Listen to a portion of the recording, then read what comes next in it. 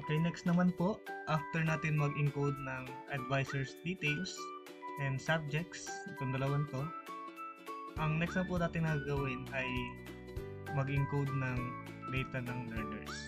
So, meron po itong tatlong data pala. Male, female, and irregular. So, unahin natin ang male. So, click lang po natin yung male. Then, after that, may magpa-pop up na ads. So, kailangan daw po muna natin panoorin ang video tutorial kung paano mag-encode ng learners data. So, nandito po ang video tutorial. Click mo lang po yan, then pwede nyo na po panoorin yung video. About po ito sa paano mag-encode ng learners data. So, paano nga ba mag-encode ng learners data? Meron dalawang option po sa pag-encode ng data. First ay manual encoding. So, dito po na i-click naman po yan siya. Pwede po kayo mag-manual encoding. I-encode lang po yung full name ng student po. Then, itong age ay generated na po yan. Grade level, school year, sex, section, LRN, last name, first name, middle name, date of birth, at date of senior high school admission. Then, dito naman po, for grade 11 advisor only. So, kapag grade 11 advisor ka, kailangan pong i-encode ang junior high school general average, JSS name of school, and school address. So, yun po yung first option. Pero I suggest mas maganda kung yung second option po yung gagawin ninyo, which is importing learners data. So, ibig sabihin, i-click mo na lang itong import data automatic, mag-encode po yan yung data ng learners dito. So, hindi po kayo mag-encode ng data dito sa second option. Ang second option po ay dito kayo mag-encode sa import workbook. Dito po.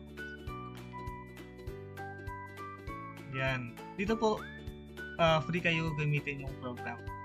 So, pwede po kayo mag-copy-paste yan galing sa sa SF1, I mean. Tapos, copy-paste nyo na lang din yung ibang settings dito. Ibang features. Then, dito sa last name, ito lang po talaga yung medyo matrabaho dyan. Kasi manual na i-separate nyo yung last name, first name, and middle name. Pero merong isang technique dyan para mas mabilis ninyo magawa yan. Sa pamamagitan ng Control-E function. So, Control plus E. So, dito po, para magamit ang Control-E function, kailangan mo na mag-encode ng isang data ng student. So, example dito yung sa first si De La Cruz 1, sabi mo.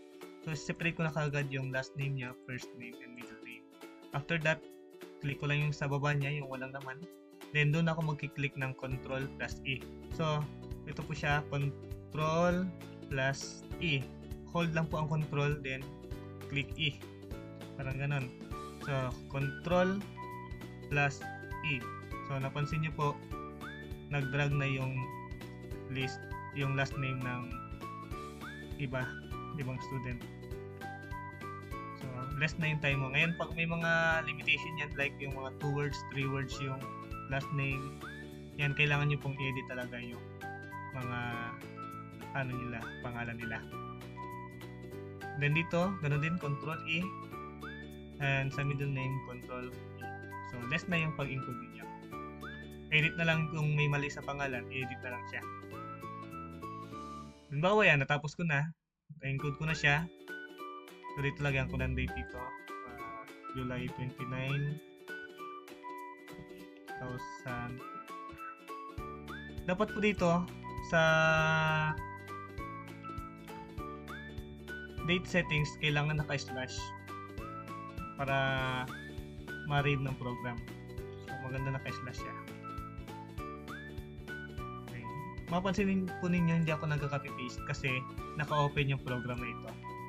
Dito kasi sa program, bawal ang copy-paste. Walang copy-paste option yan.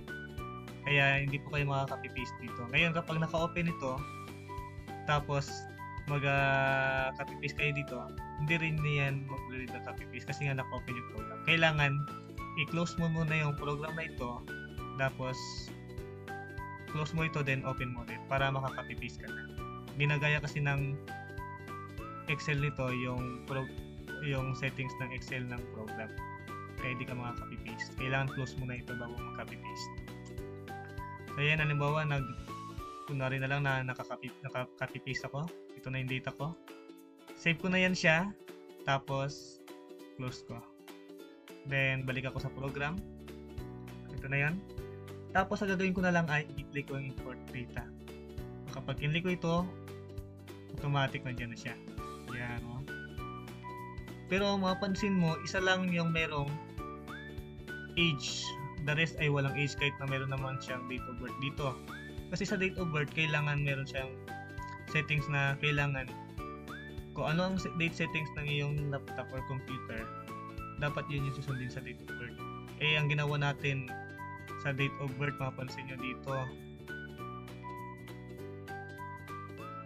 Okay, dito ay kasi nga galing kunwari sa SF1 itong 2910, okay, ito kasi ang settings ng aking laptop ay mauna muna ang day bago month bago year. Ay ang problema dito sa iba, nauna ang month bago day bago year, kaya hindi siya ma-read sa program.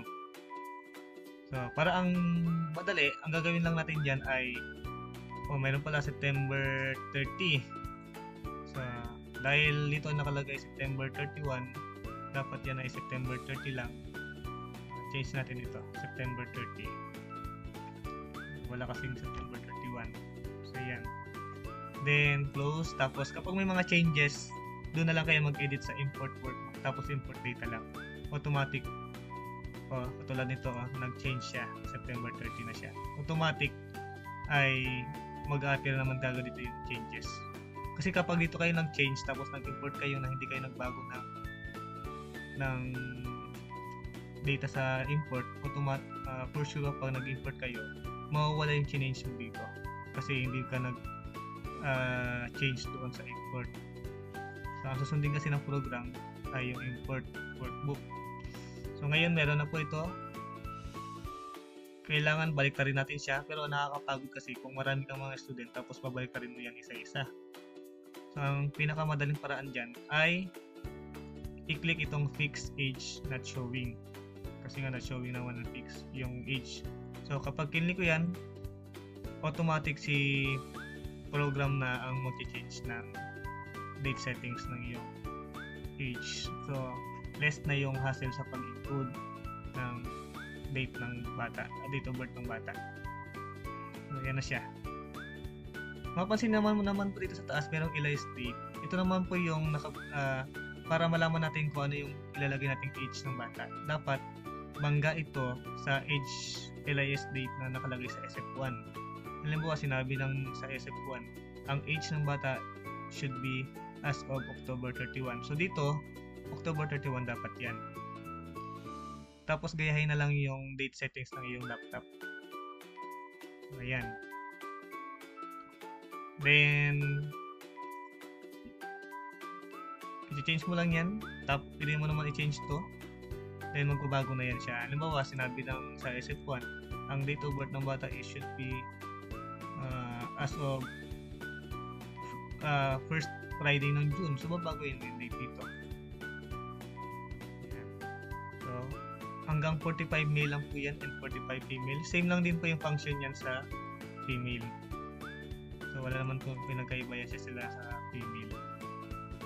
So, pag grade 11, kailangan i-encode yung junior high school. Grade 12 ay tungkulan lang na kailangan i-encode. So, yun lamang po para sa pag-encode ng data ng mga learners. Abangan nyo po ang next video para sa grades naman po ng mga bata. So, thank you and God bless everybody.